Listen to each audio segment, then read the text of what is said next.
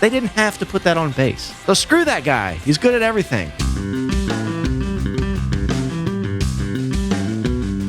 Welcome back to Low End University. I was just saying in a recent video I did for Superman by Goldfinger that Goldfinger was an unfortunate case where I heard just one song from the band, and for whatever reason, I took forever to circle back to them. And Face to Face is sort of in a similar boat where I saw Scott Shiflett rip through that song Bent But Not Broken about 2 years ago now. I even learned some of it for my top 5 hardest punk bass lines video a while back.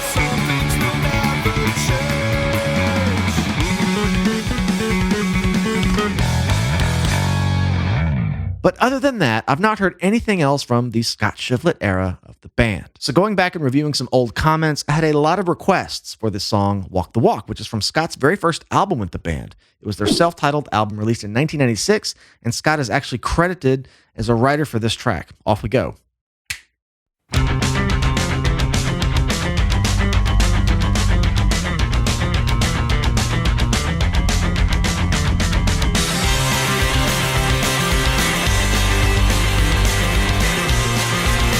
I like that chord.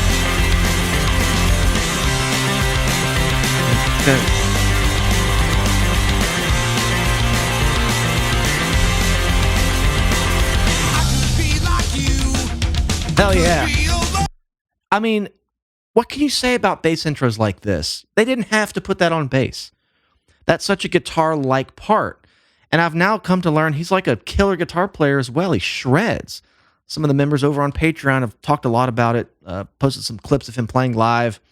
So screw that guy. He's good at everything. But it is a guitar-like part. I think what struck me so much about his playthrough for Bent But Not Broken, it was like very early on in me getting into punk rock. I was just enamored with his picking technique because I hate guys that can do that string skipping stuff like inside the strings kind of thing. So like picking like upstroke and then downstroke so they can like exist in the space between that, but pick really fast, like, but really fast and really accurately. But then there's passages that come through that call for like the opposite thing where you do downstroke and then upstroke. So you're on the outsides of the strings and just being able to like change that on autopilot, which is that little part in Bent But Not Broken. I could not even remember it right now.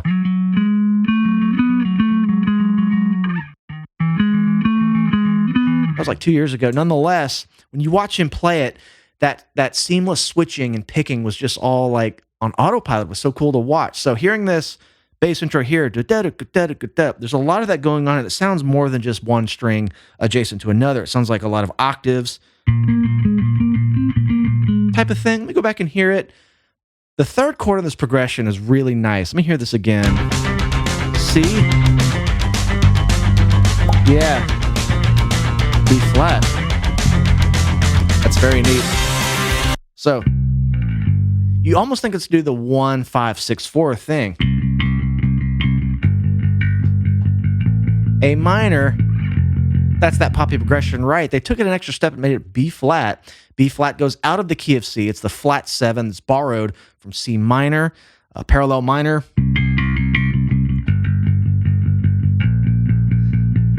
It adds a lot of tension, but kind of in a bright way. Okay, I'm ignoring the bass intro. I just had to get what's under it first. It might help me get some notes, and you never know if these things come back.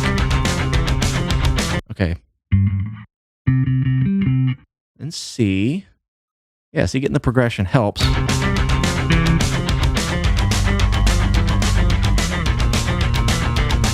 Okay. Ooh, tricky. Then I think he goes down to G. The top part stays the same. Cool instance of the melody being on top. Chords change under it. So I think we have... I think he has to do it like this. And then G. And I think if he goes to B flat there, it would have to be... So I think it's all in D and G strings. I'm going to slow it down just for a second. I never normally do this, but it can really help. Let's see.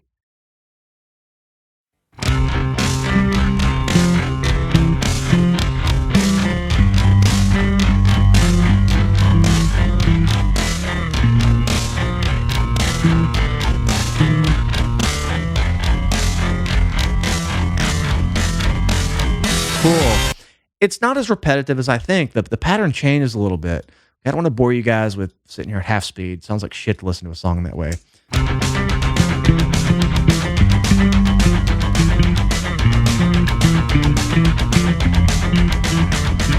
Yeah.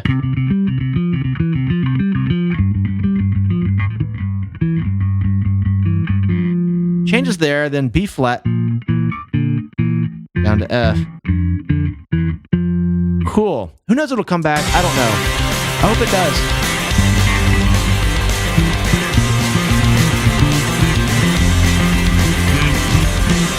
The picking is a bitch on that.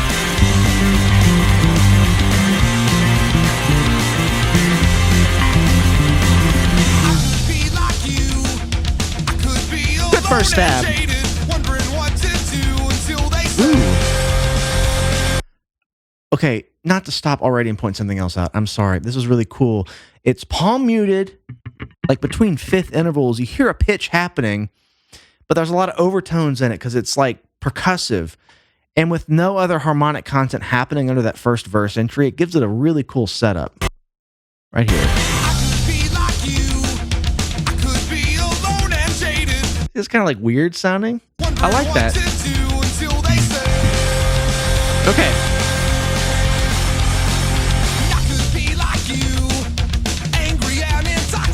It almost sounds like a tritone.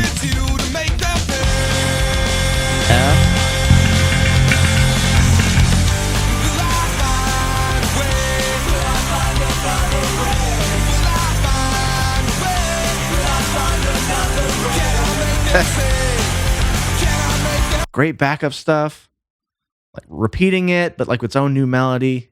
You guys know I'm a sucker for any like secondary vocal stuff. That's the shit you want to sing along, right? Badass bass fill here. What was it? Something walking down there.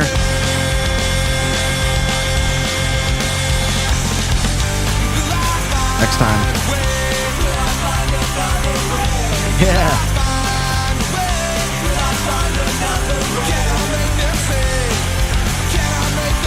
Kind of one of those Duff McKagan type things.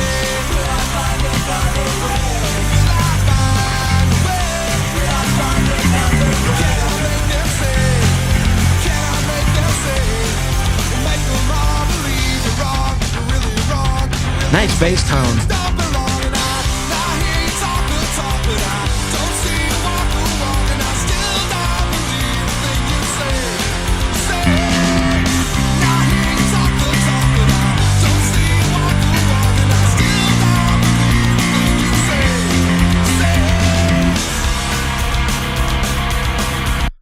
Snarly bass tone, extra snarly. Obviously, he's using a pick.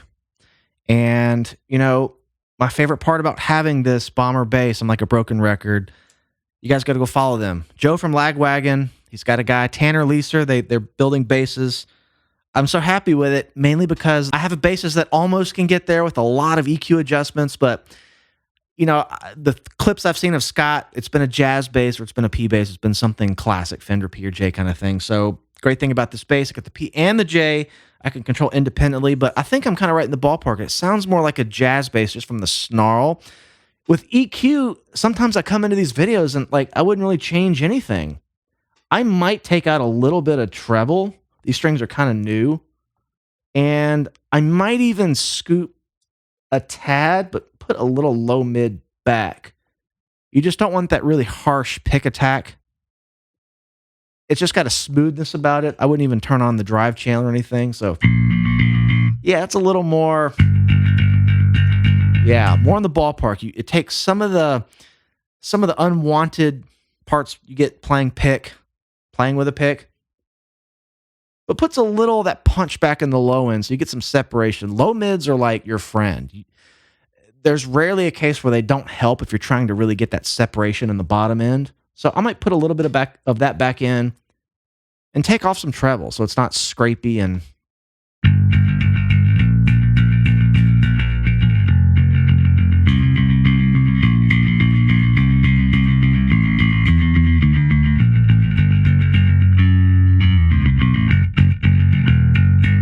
I'm happy with that for this. Okay, he's pummeling along here.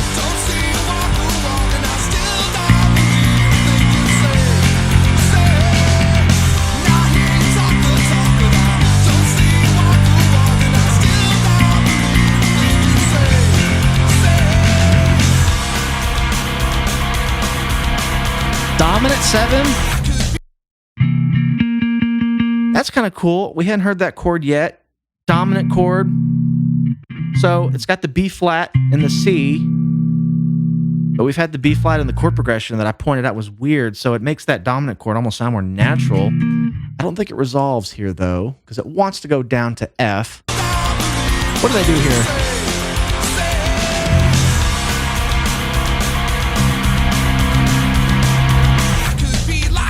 They don't bring it down. That's the note I was talking about. I think the guitar part I was referring to way back then is palm muting the top notes of that dominant chord. That makes sense now because I was like, that sounds like a tritone. Lo and behold, the top 2 notes on a dominant chord are tritone. Sounds nasty, right? But watch when I put that C back under it. Sounds bluesy, sounds good now. So context is everything, but that's what those guitar parts were doing. Kind of thing. Cool little subtle things happening here that really just make the song have a lot of pop. There it is. Cool.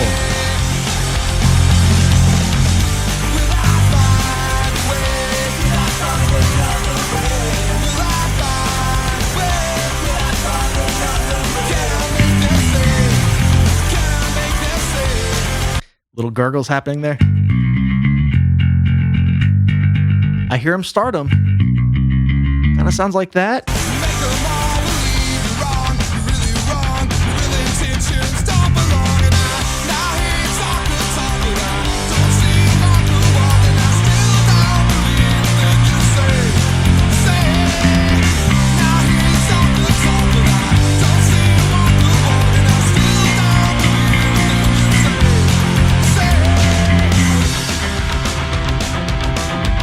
Cool.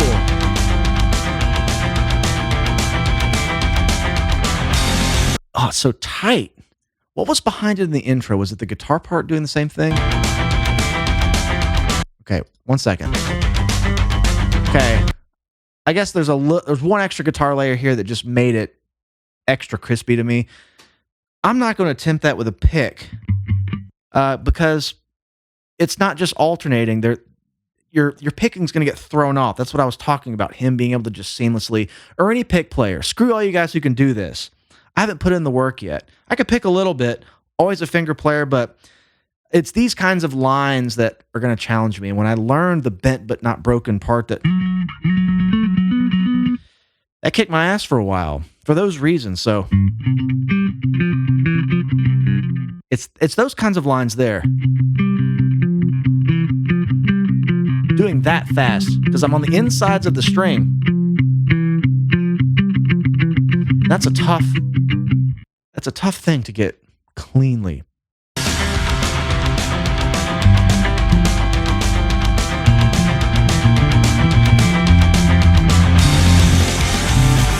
Okay. Glad it came back.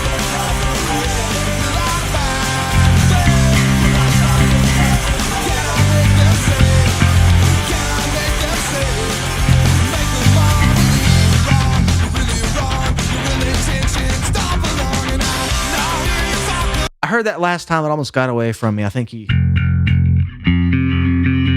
I hear something like that?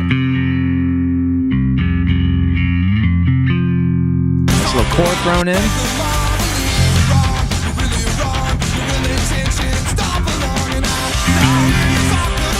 Cool.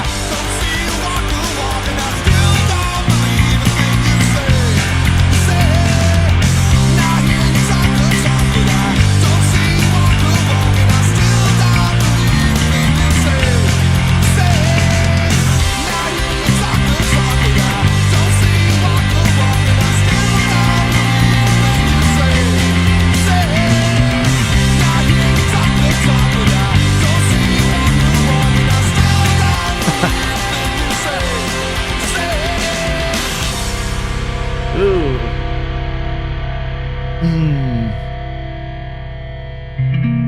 What a chord to leave you on. An unresolved dominant chord. I'm still holding it out. I have to resolve it. There we go. Fun track. Man, he brings such an energy in all the classic ways. Lots of little gurgles happening there, but they just jump out. They're not long over 2 bars. It's only to kind of link the chords together in like the chorus. He can really pull back and be restrained in the verses and just let that cutting pick tone be the energy. But again, the device of his bass playing, kind of presenting like a guitar player, it goes back to what I really realized about these punk bands when I was just coming into this whole thing. It's that there's so many instances where it could be a guitar part. They let the bass player do it, and the effect that has, I think, why so many of you appreciate punk bass playing, it's a huge part of what grabbed me early on, is that when there's a bass intro like that, the song starts with your awareness and your attention being drawn to the bass intro. So no matter what it does the rest of the song, even if it goes to just straight eighth notes and is trying to go back in the, in the spot, not in the spotlight, in the shadows, you're still honed in on it because you heard what it can do in the intro. And it's just a really cool way to kind of present a member in a genre that otherwise is Barry's bass playing. So that's been my biggest kudos to the punk rock scene, coming from, like, again, I said this in some of the early videos. I grew up on a lot of classic rock, and that scene is notorious for every song starting with a guitar and the bass being as basic and buried as possible. It's literally just a frequency that kind of rounds out the sound. And that's that running joke, right? So many albums from the 70s and 80s that were like guitar. Every single song you skip through it starts with a guitar. So I like coming into punk rock, and it's like the bass gets to do that. And Scott Shiflett was one of the first guys I heard. As soon as that Bent But Not Broken song started, I was just like, holy shit, this is all, I'm here for this. And this song reminded me a lot of that.